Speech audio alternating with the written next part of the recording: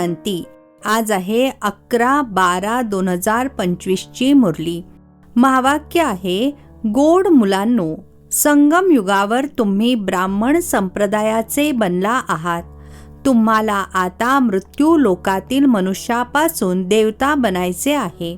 प्रश्न आहे, तुम्ही मुले कोणत्या नॉलेजला समजल्यामुळे बेहदचा संन्यास करता? उत्तर आहे, तुम्हाला ड्रामाचे यथार्थ नॉलेज आहे.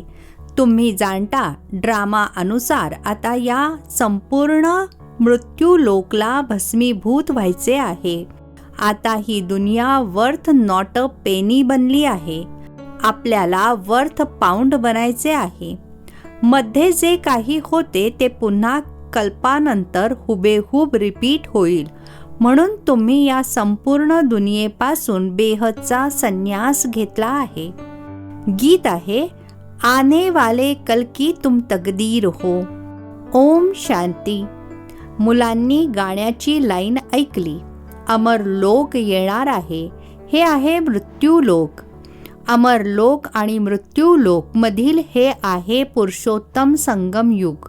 आता संगम युगामध्ये बाबा शिकवत आहेत, आत्म्यांना शिकवत आहेत. म्हणून मुलांना सांगतात, आत्म अभिमानी होऊन बसा.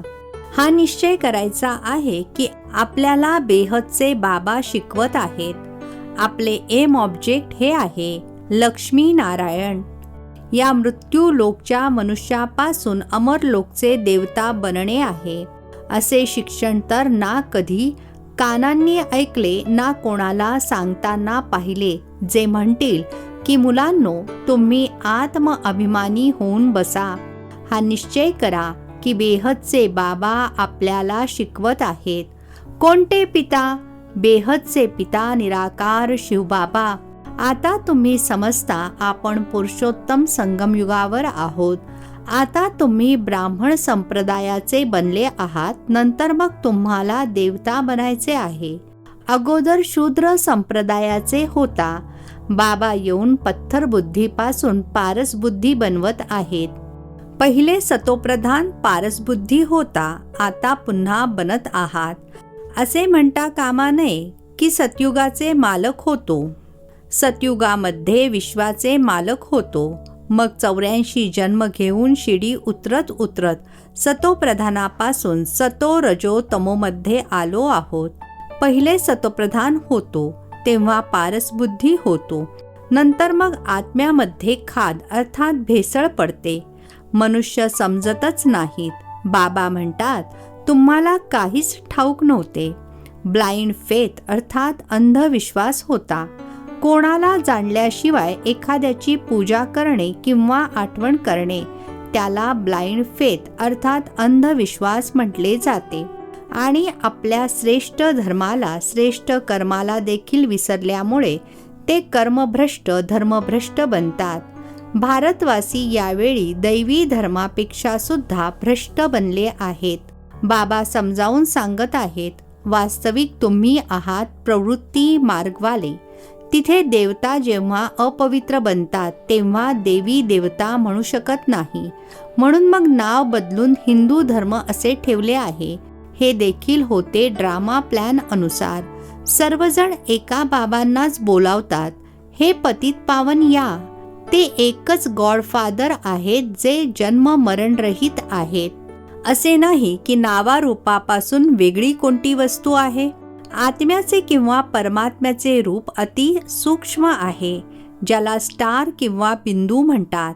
शिवाची पूजा करतात. शरीर काही नाही आहे. आता आत्मा बिंदूची पूजा होऊ शकत नाही, म्हणून त्याला पूजण्याकरिता मोठ्या रूपामध्ये बनवतात. समजतात शिवाची पूजा करत आहोत, परंतु त्यांचे रूप काय आहे ते काही जाणत नाहीत. या सर्व गोष्टी बाबा यावेळीच येऊन समजावून सांगतात. बाबा म्हणतात, तुम्ही आपल्या जन्मांना जाणत नाही. 84 लाख योनींची तर एक थाप मारली आहे. आता बाबा तुम्हा मुलांना बसून समजावून सांगत आहेत. आता तुम्ही ब्राह्मण बनले आहात, नंतर मग देवता बनायचे आहे. कलयुगी मनुष्य आहेत शूद्र. तुम्हा ब्राह्मणांचे एम ऑब्जेक्ट आहे मनुष्यापासून देवता बनण्याचे. हा मृत्यू लोक पतित दुनिया आहे. नवीन दुनिया ती होती जिथे हे देवी देवता राज्य करत होते. यांचेच एक राज्य होते. ते संपूर्ण विश्वाचे मालक होते. आता तर तमोप्रधान दुनिया आहे. अनेक धर्म आहेत. हा देवी देवता धर्म प्रायः लोप झाला आहे. देवी देवतांचे राज्य कधी होते, किती काळ चालले, हा जगाचा इतिहास भूगोल कोणीही जाणत नाही. बाबाच येऊन तुम्हाला समजावून सांगतात. ही आहे गॉड फादरली वर्ल्ड युनिव्हर्सिटी अर्थात ईश्वरीय विश्वविद्यालय, ज्याचे एम ऑब्जेक्ट आहे अमर लोकचे देवता बनविणे. याला अमर कथा देखील म्हटले जाते. तुम्ही या नॉलेजद्वारे देवता बनून काळावर विजय प्राप्त करता. तिथे काळ कधी खाऊ शकत नाही. मृत्यूचे तिथे नावच नाही. आता तुम्ही ड्रामा प्लॅन अनुसार काळावर विजय प्राप्त करत आहात. भारतवासी देखील 5 वर्षांचा किंवा 10 वर्षांचा प्लॅन बनवतात ना. समजतात आपण राम राज्य स्थापन करत आहोत. बेहदच्या बाबांचा देखील प्लॅन आहे राम राज्य बनविण्याचा. ते तर सर्व आहेत मनुष्य. मनुष्य काही रामराज्य स्थापन करू शकणार नाहीत. रामराज्य म्हटलेच जाते सतयुगाला. या गोष्टींना कोणी जाणतच नाही. मनुष्य किती भक्ती करतात, भौतिक यात्रा करतात. दिवस अर्थात सतयुग त्रेतामध्ये या देवतांचे राज्य होते. मग रात्रीमध्ये भक्ती मार्ग सुरू होतो. सतयुगामध्ये भक्ती नसते. ज्ञान भक्ती वैराग्य हे बाबाच समजावून सांगतात. वैराग्य 2 प्रकारचे आहे. एक आहे हठयोगी निवृत्ती मार्गवाल्यांचे. ते घरदार सोडून जंगलामध्ये जातात.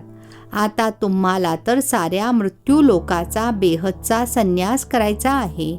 बाबा म्हणतात ही सारी दुनिया भस्मीभूत होणार आहे. ड्रामाला खूप चांगल्या प्रकारे समजून घ्यायचे आहे. उवेप्रमाणे टिकटिक होत राहते. जे काही होते कल्प 5000 वर्षांनंतर हुबेहूब रिपीट होईल.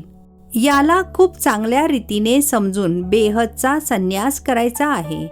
समजा कोणी परदेशात जातात तर विचारतात आम्ही हे नॉलेज तिथे शिकू शकतो का? बाबा म्हणतात हो, कुठेही राहून तुम्ही हे ज्ञान शिकू शकता.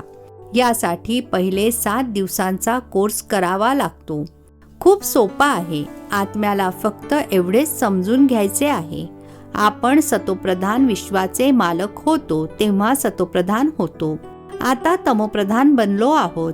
84 जन्मांमध्ये अगदीच वर्थ नॉट अ पेनी अर्थात कवडी मोल बनलो आहोत. आता पुन्हा आपण पाऊंड अर्थात हिरे तुल्य कसे बनू शकतो?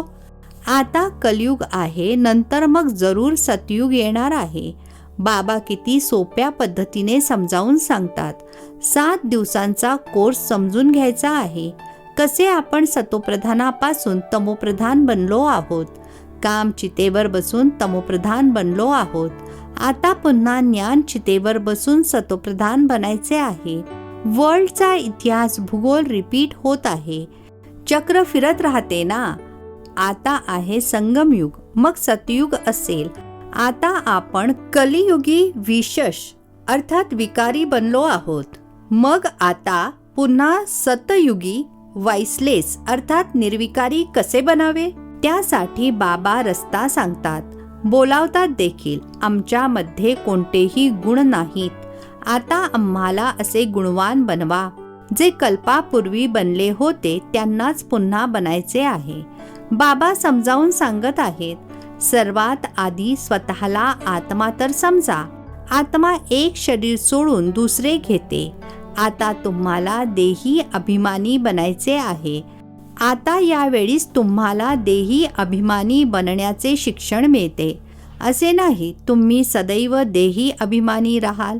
नाही, सतयुगामध्ये तर शरीराची नावे असतात. लक्ष्मीनारायणाच्या नावानेच सर्व कारभार चालतो. आता हे आहे संगमयुग, जेव्हा की बाबा समजावून सांगत आहेत. तुम्ही न अंगे अर्थात अशरीरी आला होता. पुन्हा अशरीरी बनून परत जायचे आहे.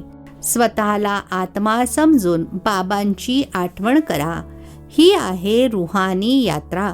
आत्मा आपल्या रुहानी पित्याची आठवण करते.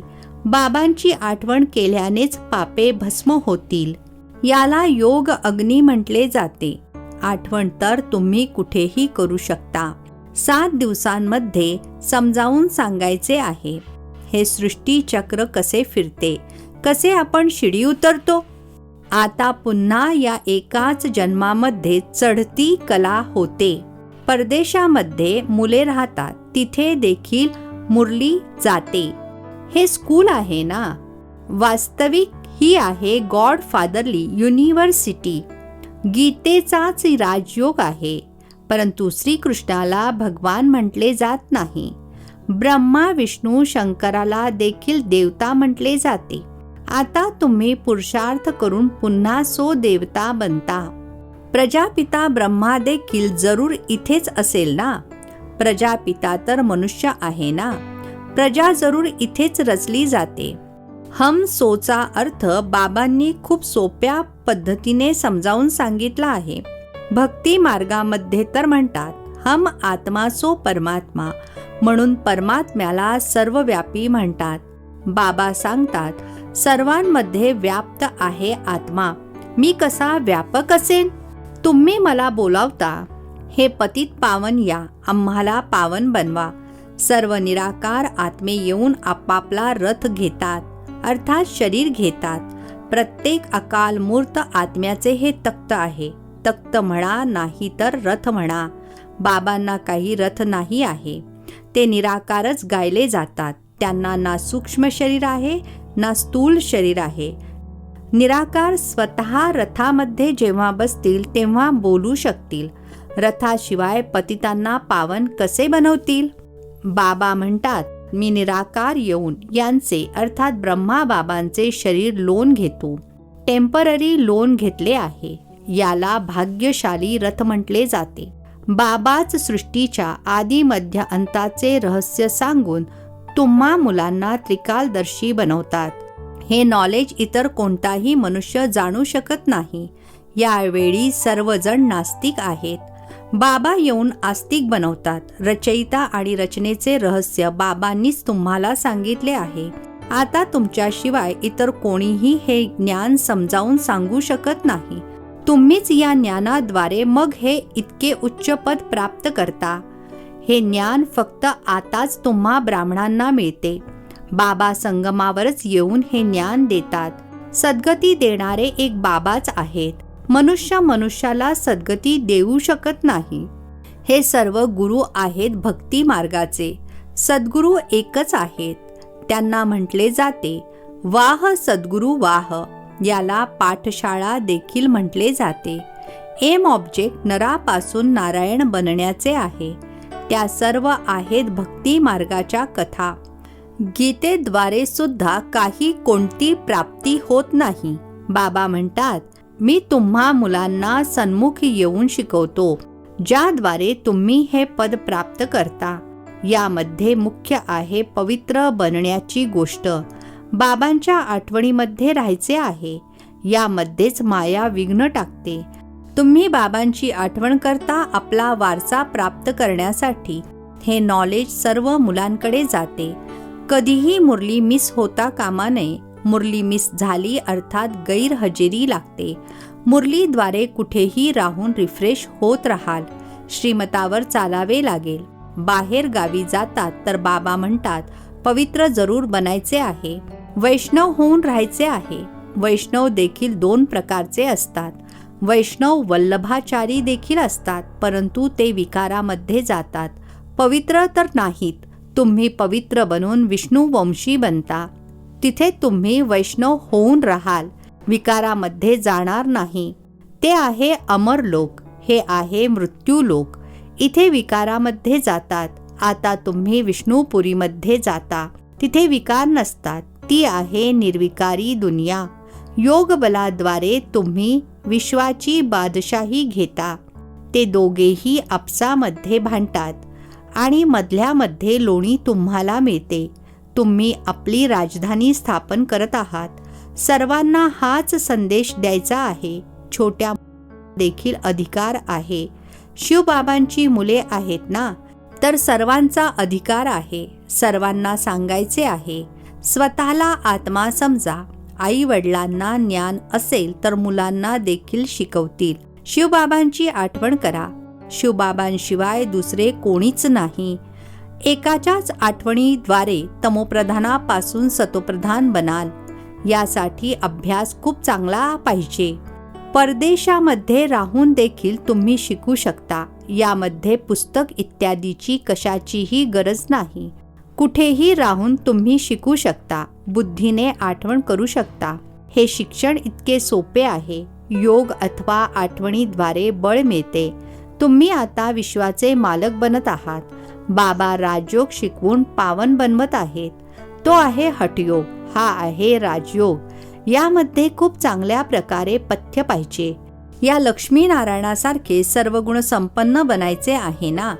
खाण्यापिण्याचे देखील पथ्य पाहिजे। आणि दुसरी गोष्ट, बाबांची आठवण करायची आहे तर जन्म जन्मांतरीची पापे भस्म होतील। याला म्हटले जाते सहज राजयोग।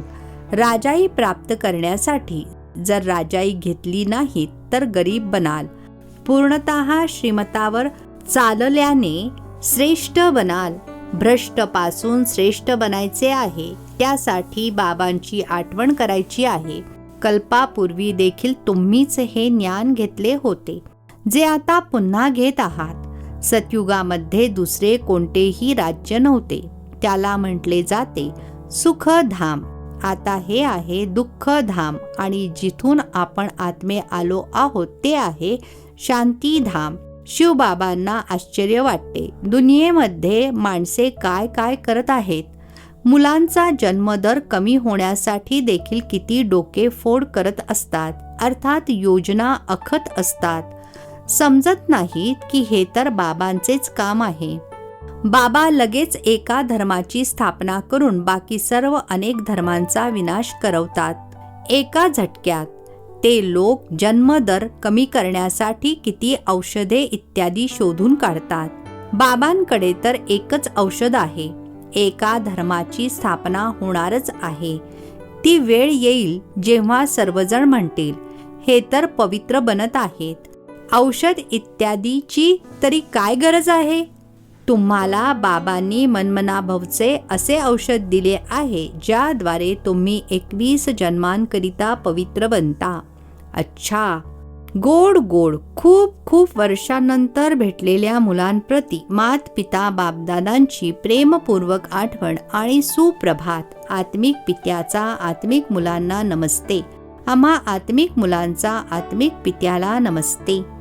धारणेसाठी मुख्य सारांश आहे। पहिला पॉइंट आहे, पवित्र बनून पक्का वैष्णव बनायचे आहे। खाण्यापिण्याचे देखील पूर्ण पथ्य पाळायचे आहे। श्रेष्ठ बनण्याकरिता श्रीमतावर जरूर चालायचे आहे। दुसरा पॉइंट आहे, मुरलीद्वारे स्वतःला रिफ्रेश करायचे आहे। कुठेही राहत असताना सतोप्रधान बनण्याचा पुरुषार्थ करायचा आहे। मुरली एकही दिवस चुकवायची नाही। आजचे वरदान आहे, स्वकल्याणाच्या प्रत्यक्ष प्रमाणाद्वारे विश्वकल्याणाच्या सेवेमध्ये सदा सफलता मूर्त भव। स्वकल्याणाच्या प्रत्यक्ष प्रमाणाद्वारे विश्वकल्याणाच्या सेवेमध्ये सदा सफलता मूर्त भव। स्पष्टीकरण आहे, जसे आजकाल हार्ट फेलचा शारीरिक रोग जास्त प्रमाणामध्ये आहे, तसा आध्यात्मिक उन्नतीमध्ये दिल शिकस्त होण्याचा अर्थात हताश होण्याचा रोग जास्त आहे। अशा हताश आत्म्यांमध्ये प्रत्यक्ष परिवर्तन पाहिल्यानेच हिम्मत अथवा शक्ती येऊ शकते। ऐकले तर पुष्कळ आहे, परंतु आता पाहू इच्छितात। प्रमाणाद्वारे अर्थात पुराव्याद्वारे परिवर्तन हवे आहे, तर विश्व कल्याणाकरिता पहिले स्वकल्याण सॅम्पल रूपामध्ये दाखवा। विश्व कल्याणाच्या सेवेमध्ये सफलता मूर्त बनण्याचे साधनच आहे प्रत्यक्ष पुरावा। याद्वारेच बाबांची प्रत्यक्षता होईल। जे बोलता ते तुमच्या स्वरूपातून प्रत्यक्षामध्ये दिसून यावे तेव्हाच विश्वास ठेवतील. स्लोगन आहे, दुसऱ्यांच्या विचारांना आपल्या विचारांशी जुळवून घेणे हाच रिगार्ड देणे आहे. दुसऱ्यांच्या विचारांना आपल्या विचारांशी जुळवून घेणे हाच रिगार्ड देणे आहे. अव्यक्त इशारे. आता संपन्न अथवा कर्मातीत बनण्याचा ध्यास धरा. कर्मातीत बनण्याकरिता चेक करा, कर्माच्या बंधनापासून आपण कितपत न्यारे बनलो आहोत. लौकिक आणि अलौकिक कर्म आणि संबंध दोन्हीमध्ये स्वार्थ भावनेपासून मुक्त कितपत बनलो आहोत. जेव्हा कर्मांच्या हिशोबापासून किंवा कोणत्याही व्यर्थ स्वभाव संस्काराच्या अधीन होण्यापासून मुक्त व्हाल तेव्हा कर्माती स्थितीला प्राप्त करू शकाल. कोणतीही सेवा, संघटन, प्रकृतीची परिस्थिती स्वस्थितीला किंवा श्रेष्ठ स्थितीला डळमळीत करू नये. या बंधनापासून देखील मुक्त राहणे हीच कर्मातीत स्थितीची समीपता आहे. अच्छा, ओम शांती. नवनवीन मराठी व्हिडिओज प्राप्त करण्यासाठी सबस्क्राईब करा मराठी गॉडलीवूड चॅनलला.